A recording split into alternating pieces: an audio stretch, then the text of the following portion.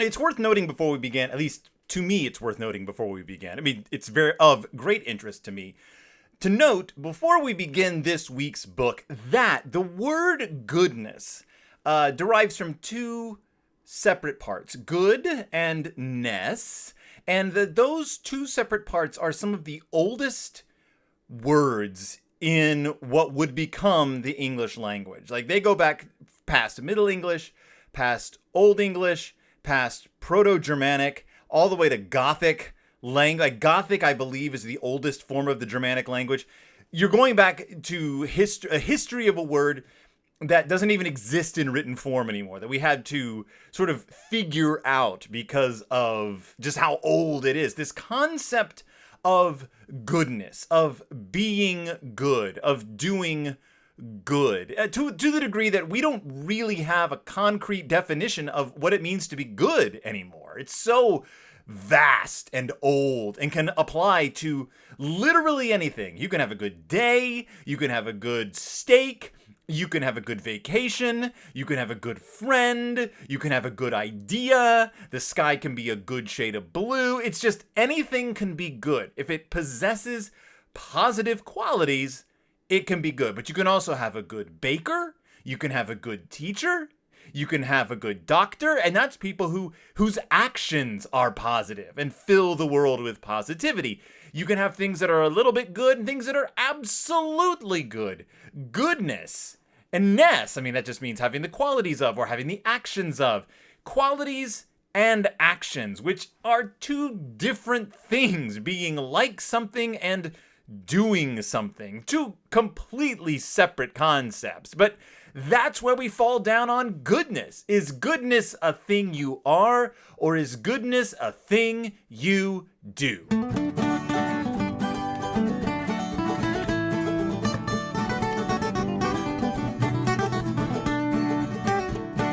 Welcome back to Deep in Bear Country, a Berenstain Bearcast. I am your host, Phil Gonzalez, and this week, I'm not feeling so good. I really am not feeling so good. I just got a major automobile bill that I'm going to have to pay because my engine started smoking at the bank, and I had to get it towed to another city.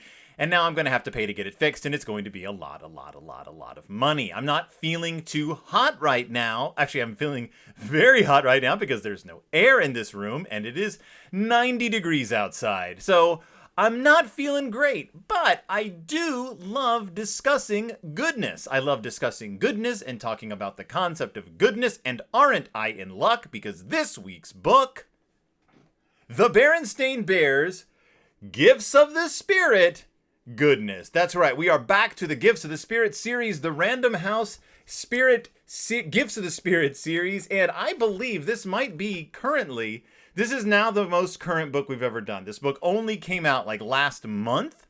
It's the next book in the Gifts of the Spirit. It is about goodness. I was so excited, and I thought to myself, these books have been so consistent, and Mike's message has been so consistent and built upon itself so much. They're basically all about what it means to be a good person, what it means to be good and to have goodness and to act on goodness. And what are some things we've covered? Well, we've covered the fact that religion can only feed your philosophy. It cannot make you a decent human being. The decentness, the kindness, the goodness within you has to come out in action. That's one thing that the Bears always make a point of. It's not enough to think nice thoughts or to say sweet things. You've got to go out into your community, put things into action. It's all sort of in my head. It was building up to this, the ultimate statement.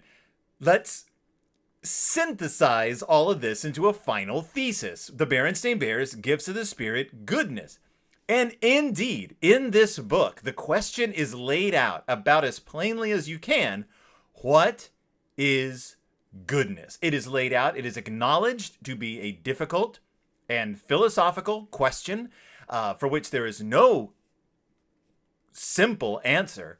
And surprisingly enough, the answer is a complete evasion and dismissal of the question with subterfuge and disarming and changing the subject, and then walking away. It's the wildest twist at the end of this book. It's bizarre. Especially if you read all of these books from the beginning up to this one. It's a complete 180 from where we had been before. Almost to the degree that it seems to be on purpose. I don't think it is. It's because the answer is one of those answers that a person gives that sounds good in the moment. And then when they walk away and you sit there for a second, you realize not only did they not really say anything, they didn't even begin to answer your question. The Berenstain Bears Gifts of the Spirit. Goodness. Let's dig in, shall we? And this is a Mike Berenstain book, of course. And it's all about, it begins with a psalm. Surely goodness and mercy shall follow me all the days of my life, and I will dwell in the house of the Lord forever. Psalm 23:6. So already we've got goodness getting brought up. It would seem to be a relevant passage, except when you think about it, surely goodness and mercy shall follow me all the days of my life, and I will dwell in the house of the Lord forever. Not because I will dwell in the house of the Lord forever. Not so I will dwell in the house of the Lord forever, but and I will dwell in the house of the Lord forever.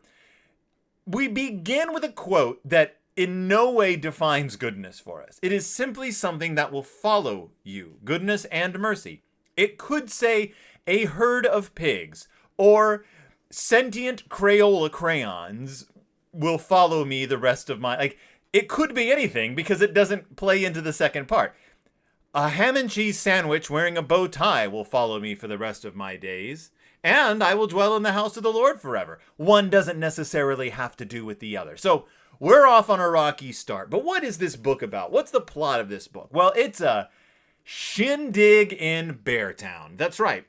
Something big is about to happen in Bear Country. The Chapel in the Woods, that is the weird sort of Quaker-esque, Protestant-y church that the Bears go to, ruled over by Preacher Brown, where there's not necessarily always a sermon. The members of the congregation sort of lead the sermon at times. It's a strange church. I dig it. It's about to have this big yearly blowout. It's like a fair, like a church fair and a rummage sale. This is the thing that raises money for the church each year. In addition to your tithings, in addition to the poor kids having to give 15% of their allowance each week, which is something my cousins had to do, and I never understood why they had to do it. Why even give them the money? Just take it out of their allowance if you're going to make them do that. I always thought it was weird. This building is much larger than my house. Why are you paying for its upkeep? Never understood it. I mean, I get it now that I'm an adult, but as a kid, didn't make any sense. Also, didn't go to church. Also, didn't want to. Anyway, so the whole neighborhood is showing up at the Chapel in the Woods. People are bringing bushels and plants. They're bringing cookies and snacks. They're bringing food and tables. It's a huge event. Everyone's going to be there. And in the middle of all this hubbub and activity is Preacher Brown's wife, the lovely, the talented Mrs. Brown. We don't learn her name. Even though the book is pretty much about her, we don't learn Mrs. Brown's name. So I'm going to call her June. June Brown. I guess we don't also know Preacher Brown's name, so we're going to call him for now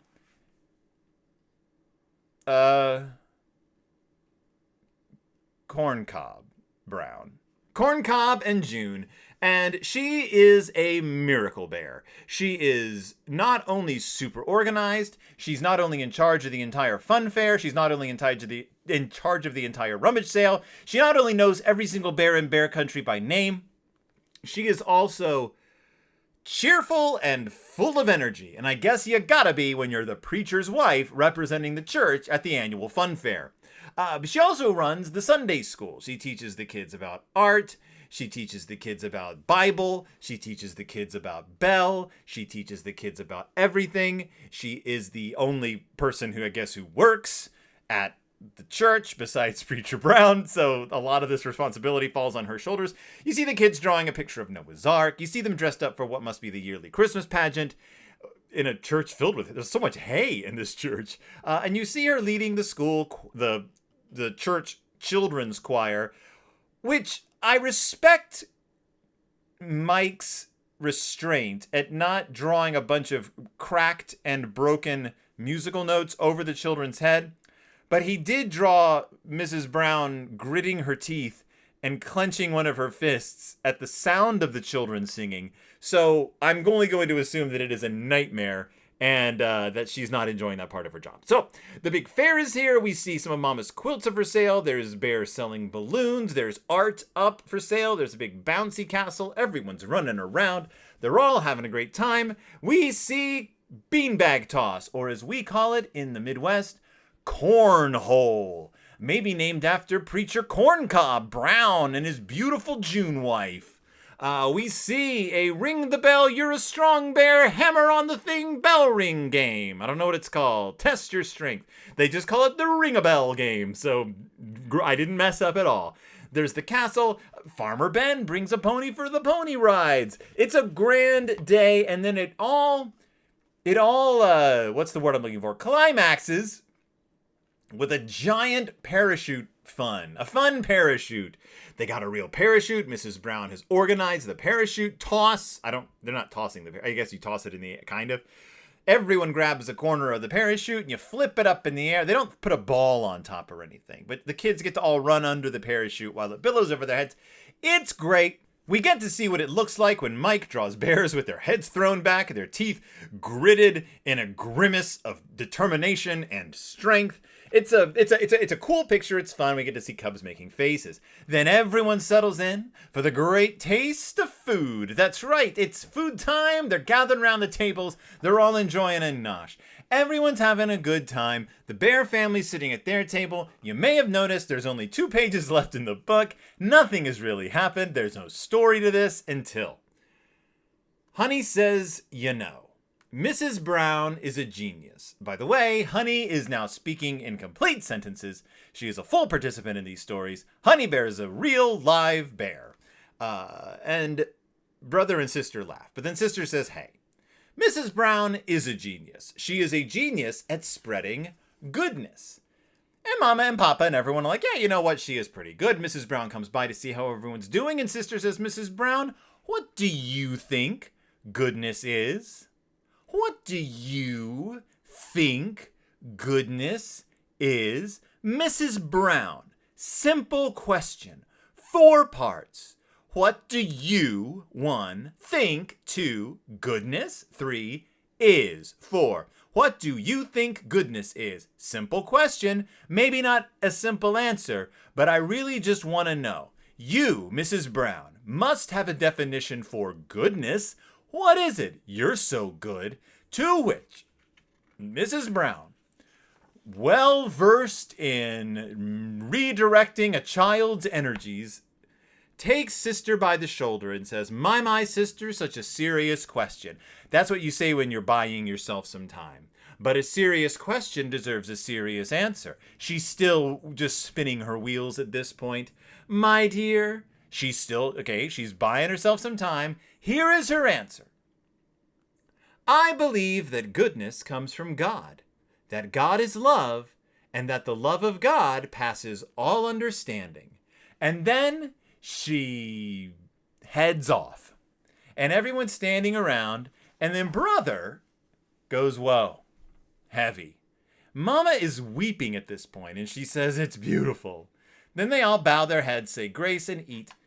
And it says, haha, so they all dug in like a bunch of hungry bears. Now, I don't know if you noticed, but Mrs. Brown didn't answer that question at all. Much like the talking hamburger wearing a bow tie that follows you around the rest of your days. Mrs. Brown says goodness. Well, I believe that goodness comes from God, that God is love, and that the love of God passes all understanding. And that's like saying, what's a hamburger? Not a hamburger wearing a bow tie, but what's a hamburger? And going, well, I think that hamburgers come from McDonald's, and that McDonald's is a pretty cool place, and that where that place is, nobody knows. See you later. I think that's kind of the same thing. What's a Garfield? Well, Garfield comes from the comics. And comics are funny. And the funniness of comics surpasses all the days. You didn't answer my question. You didn't answer what you think goodness is. You just said it comes from God. That could have been anything. Again, where does a hamburger wearing a bow tie come from? Could come from God. Where does the grass come from? Could come from God. It all built up to this. What is, at the end of the day, what is goodness? And she said, it comes from God, and God is love, and you can't understand that. See ya, kids. And what a delightful button on this series. To say, figure it out yourself. That's what it is. What is goodness? You're looking at it. You've been talking about it behind its back this entire time. Did you see me working that ring-a-bell game? Did you see me organizing those tables? Did you see me setting up for the food? I think that's goodness, kids. I think it comes from God. God is love, and love surpasses all understanding. See you later. Hope you bought a ticket for the raffle. There's a silent auction. The Berenstain Bears Gifts of the Spirit. Goodness. A fitting end to one of my favorite Berenstain Bears series. It's a hardback. Buy these books. Mike said in his letter to me that these books are not selling well. They are not as successful as he had hoped. And that he hopes that by releasing them in cheaper paperback forms, they will see a boost in sales. I'm telling you now, please order copies of these books. These are good Berenstain Bears books. Even if you're not religious and you don't want to deal with the religion, I'm not religious. I don't surround myself with religion. I still like these books. I especially like this one because it's a trick. It's a trick on you. What is goodness? The real trick, though, I don't want to leave this cynically. The real trick is that Sister asks her what she thinks goodness is. And the real answer is, of course, what I said, which is, didn't you watch what I was doing? Like, what she's doing is goodness.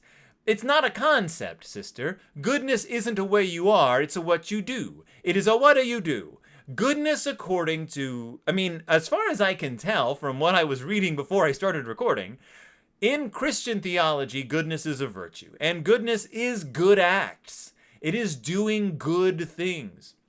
Not nice things, but good things. Things for the good of humanity. Things for the good of community. Things for the good of your neighbor, which is what the Bears are all about. So, the Gifts of the Spirit goodness. Are there going to be more Gifts of the Spirit books? I hope so. I love these books. They look classy on a bookshelf. You put them up right next to your Ramonas, your Beniculas, your Ursula K. Le Guins, your Terry Pratchett's. They look fine. The spines all match. They're hardbacks. Not board books like the last ones we covered. They're hardbacks. So they're sturdy. You can flop them in as much as you want. They won't bend. So that's it. That is Berenstain Bears Gifts of the Spirit goodness. Hey everyone, are you going to be in the Twin Cities area in the beginning of August? Oh, I hope you are. Why? Because it's the Twin Cities, it's the Minnesota Fringe Festival.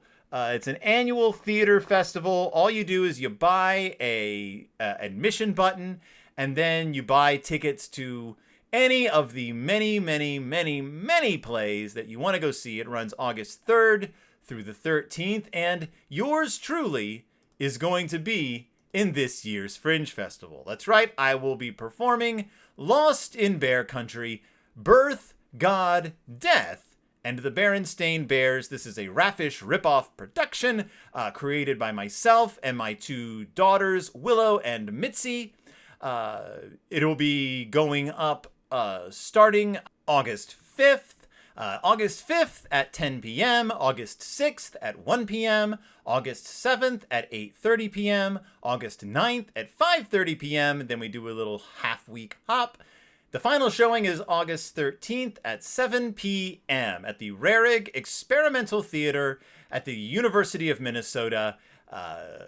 come one, come all, to see me up on stage talking about the Berenstain Bears, talking about mental health, talking about maybe religion, maybe race, maybe love, maybe whatever. I would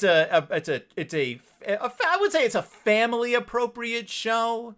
I always say my show my show is kid friendly, but it's not necessarily kid entertaining. If you have kids who will delight at seeing a 47-year-old man flopping around on stage and yelling about the Berenstain Bears, yeah, bring them on over. But you just got to go to minnesotafringe.org, starting in probably in a couple of weeks. The shows aren't up yet. I'm just trying to get you guys to mark your calendars. So mark your calendars at the beginning of August. If you live in the Twin Cities, or if you're going to be near the Twin Cities area, if you're in the Chicagoland area, you can take a ride. Stay with a friend. If you live in Chicagoland area, you know somebody in the Twin Cities. Stay with them. And come see my show, Lost in Bear Country, with Phil Gonzalez. It's going to be a blast. It's going to have a good time. And each showing will be completely different from the one previous. So that'll be fun. Otherwise, thank you so much for joining me. Thank you so much for listening, and I'll see you all next time, deep in Bear Country.